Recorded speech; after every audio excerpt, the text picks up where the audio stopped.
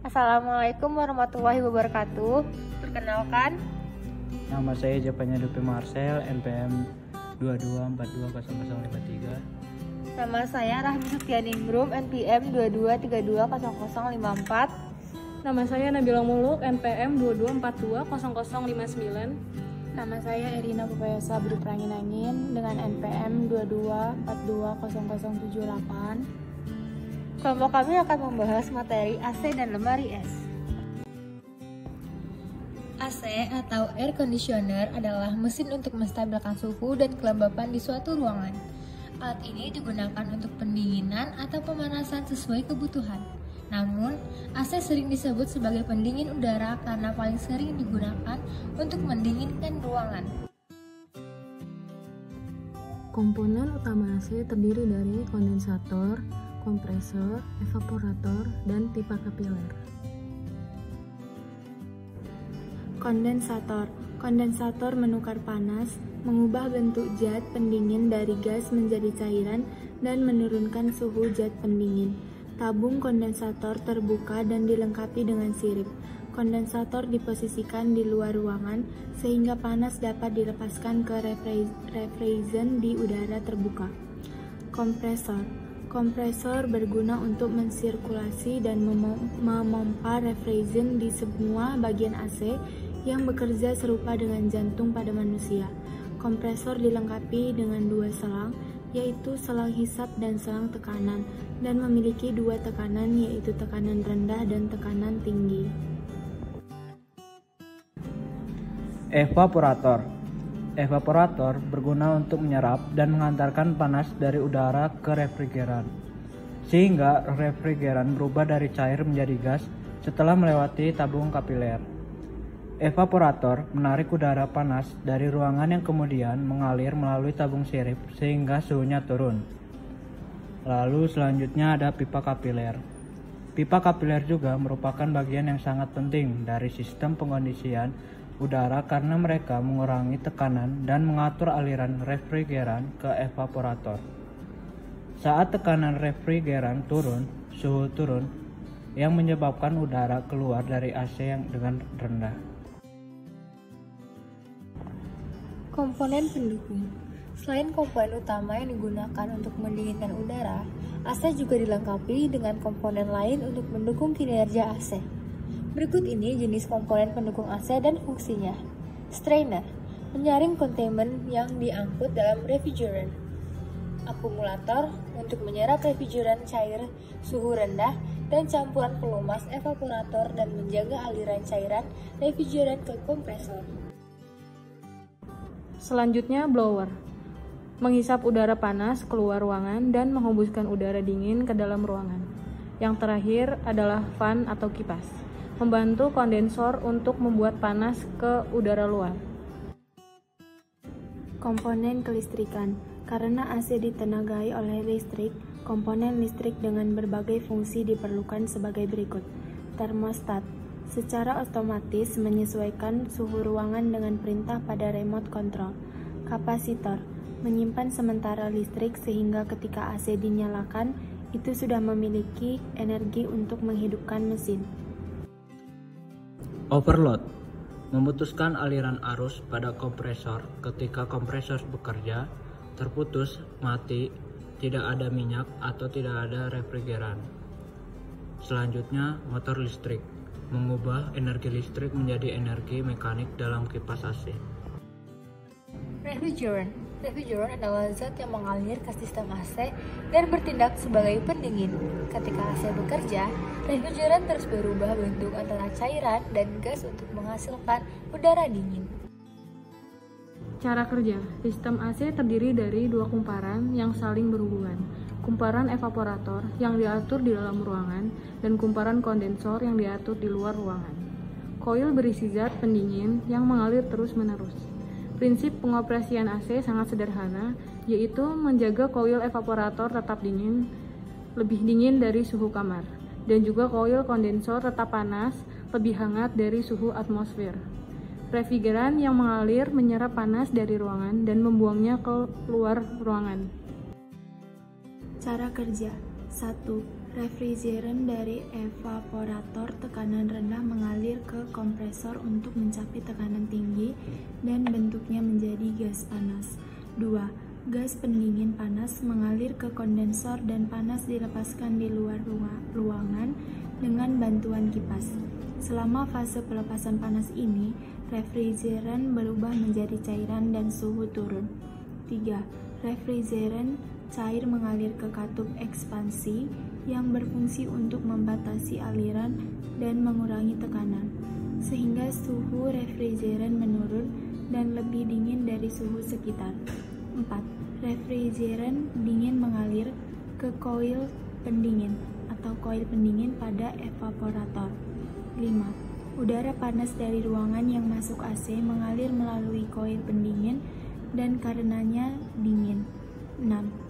Udara dingin mengalir melalui slot dan dikembalikan ke kamar. 7. Proses ini diulang dan selalu berkelanjutan. Fungsi AC. Pertama, mengatur suhu udara. Fungsi utama AC adalah untuk mengatur suhu di dalam ruangan. Anda dapat mengatur suhu yang diinginkan menggunakan angka pada remote control. Umumnya, suhu AC terendah adalah 180 derajat Celcius.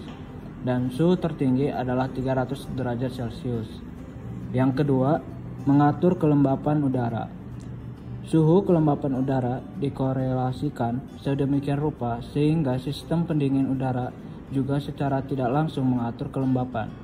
Suhu AC harus diatur ke suhu ideal, yaitu 24 hingga 26 derajat Celcius. Karena udaranya terlalu dingin dan memiliki tingkat kelembapan yang tinggi, yang menyebabkan kulit cepat kering.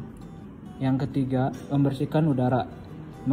Mesin AC dilengkapi dengan filter untuk menyaring debu dan kotoran di udara sehingga menjadi bersih dan sehat. Oleh karena itu, filter AC harus dibersihkan secara teratur untuk menghilangkan kotoran yang disaring sehingga udara dapat tetap segar dan bersih. Jenis-jenis AC. Yang pertama, AC split wall. Ini adalah jenis AC yang banyak digunakan karena ukurannya yang kecil, harga terjangkau, dan perawatan yang mudah di rumah. AC split wall ini terdiri dari dua bagian yang diposisikan di dalam dan di luar. Kapasitas AC yang dibagi bervariasi, yaitu antara 0,5 PK hingga 2 PK. Yang kedua, AC cassette. AC jenis ini sering digunakan di lingkungan yang lebih besar dan lebih tinggi. Misalnya di kantor besar, toko, atau ruang. Pertemuan dengan kapasitas 1 PK hingga 6 PK. Jenis AC ini juga mencakup area internal dan eksternal. Namun, AC jenis ini tidak dipasang di dinding, tetapi di langit-langit ruangan. Yang ketiga, AC sentral. Hotel, gedung pencakar langit, dan pusat perbelanjaan biasanya menggunakan tipe AC ini karena memiliki kapasitas yang sangat besar. Jenis pekerjaan AC ini adalah udara yang didinginkan dalam sistem pendingin di luar ruangan dan kemudian dialirkan dalam gedung. Yang keempat, AC split duct. AC split duct membagi udara dingin di semua kamar melalui sistem saluran. Ada banyak kontrol suhu di AC split channel, tetapi mereka memiliki titik kontrol pusat. Jenis saluran listrik AC juga biasa digunakan di pusat perbelanjaan besar atau tempat. Yang kelima, AC standing floor. Seperti namanya, jenis AC ini tidak dipasang di dinding atau langit-langit, tetapi ditempatkan di lantai. Jenis AC ini banyak digunakan dalam resepsi, seminar, dan sejenisnya, karena mudah dipindahkan dan dilepas. Jenis AC ini sering disewakan. Yang keenam, AC portable. Jenis AC ini adalah AC kecil, sehingga mudah dibawa dan harganya sangat murah. Oleh karena itu, sering digunakan oleh mahasiswa yang akan mengadakan acara kelulusan. Dalam pendingin udara portable, bagian kompresor dan evaporator digabungkan dan udara panas dari kompresor dibuang melalui pipa. Yang ketujuh, AC window. Seperti AC portable, bagian kompresor dan evaporator AC jendela terintegrasi. Untuk memasang AC jendela di dinding harus dilubangi sesuai dengan ukuran AC dan AC harus ditempatkan dengan braket di dalamnya, dengan evaporator menghadap ke ruangan. Kulkas atau lemari es.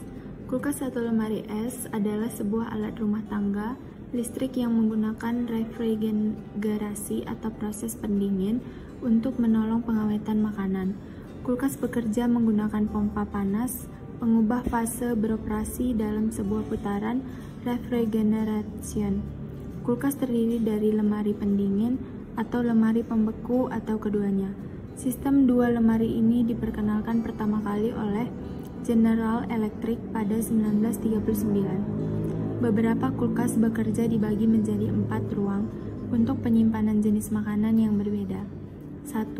Minus 18 derajat Celcius atau minus 64,4 derajat Fahrenheit untuk pembeku. 2. 0 derajat Celcius atau 32 derajat Fahrenheit untuk daging. 3. 4 derajat Celcius atau 39,2 derajat Fahrenheit untuk pendingin. 4. 10 derajat Celcius atau 50 derajat Fahrenheit untuk sayuran, untuk menaruh berbagai jenis makanan. Kapasitas sebuah kulkas diukur dalam liter. Biasanya, isi pembeku adalah 100 liter dan pendingin 140 liter, atau namun dapat sangat bervariasi. Bagian-bagian kulkas. Kompresor. Kompresor merupakan unit tenaga dalam sistem pendingin. Kompresor berfungsi memompa bahan pendingin ke seluruh bagian kulkas. Kompresor akan memompa gas refrigeran di bawah tekanan dan panas yang tinggi pada sisi tekanan tinggi dari sistem dan menghisap gas bertekanan rendah pada sisi intake atau sisi tekanan rendah. Kondensor. Kondensor berfungsi sebagai alat penukaran kalor, menurunkan temperatur refrigeran dari bentuk gas menjadi cair. Kondensor di dalam sistem kulkas merupakan alat yang digunakan untuk merubah gas refrigeran bertekanan tinggi menjadi cairan. Alat tersebut merupakan cara ini dengan menghilangkan panas dari refrigeran ke temperatur atmosfer. Kondensor terdiri dari coil dan fan yang berfungsi mendinginkan refrigeran ketika udara tertiup di antaranya. Sejumlah kalor yang terdapat pada refrigeran dilepaskan ke udara bebas dengan bantuan kipas atau fan motor. Filter atau receiver dryer. Receiver dryer merupakan tabung penyimpan refrigeran cair dan ia juga berisikan fiber dan desikan atau bahan pengering untuk menyaring benda-benda asing dan uap air dari sirkulasi refrigeran. Filter atau receiver dryer mempunyai 3 fungsi, yaitu menyimpan refrigeran, menyaring benda-benda asing dan uap air dengan desikan dan filter agar tidak bersirkulasi pada sistem mesin pendingin, dan memisahkan gelembung gas dengan cairan refrigeran sebelum dimasukkan ke katup expanse receiver dryer, menerima cairan refrigeran bertekanan tinggi dari kondensor dan disalurkan ke katup ekspansi. Selanjutnya, evaporator. Zat pendingin cair dari receiver dryer dan kondensor harus dirubah kembali menjadi gas dalam evaporator. Dengan demikian, evaporator harus menyerap panas agar penyerapan panas ini dapat berlangsung dengan sempurna. Pipa-pipa evaporator juga diperluas permukaannya dengan memberi kisi-kisi atau elemen dan kipas listrik atau blower supaya udara dingin juga dapat dihembus ke dalam ruangan. Termostat. Suhu pengabutan refrigeran menurun di bawah 0 derajat Celcius, maka akan terbentuk pembekuan atau valve pada fan evaporator, dan hal ini menyebabkan menurunnya aliran udara serta kapasitas pendinginan menurun. Untuk mencegah hal seperti pembekuan atau frosting ini dan agar temperatur ruang dalam kendaraan dapat disetel sesuai dengan suhu yang diinginkan, maka termostat dipasangkan.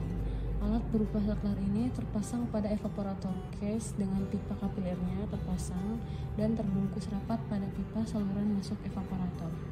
Selanjutnya ada heater.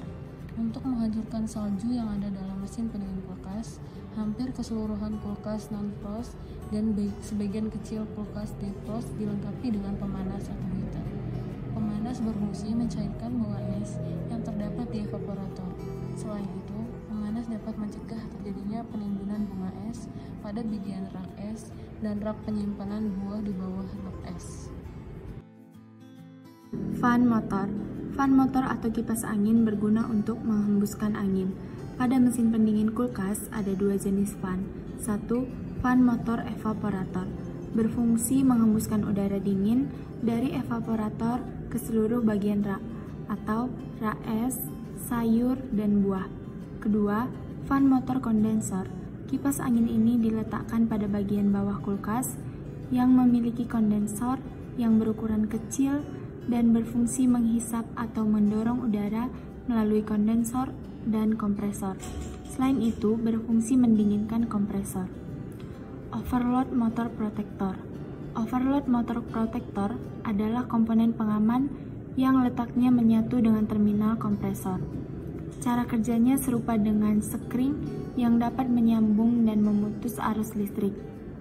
Alat ini dapat melindungi komponen kelistrikan dari kerusakan akibat arus yang dihasilkan kompresor melebihi arus acuan normal.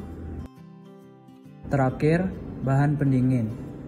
Refrigeran adalah zat yang mudah diubah wujudnya dari gas menjadi cair ataupun sebaliknya. Jenis bahan pendingin sangat beragam. Setiap jenis bahan pendingin memiliki karakteristik yang berbeda. Sekian dari kami, terima kasih sudah menonton hingga akhir. Terima kasih. Dah.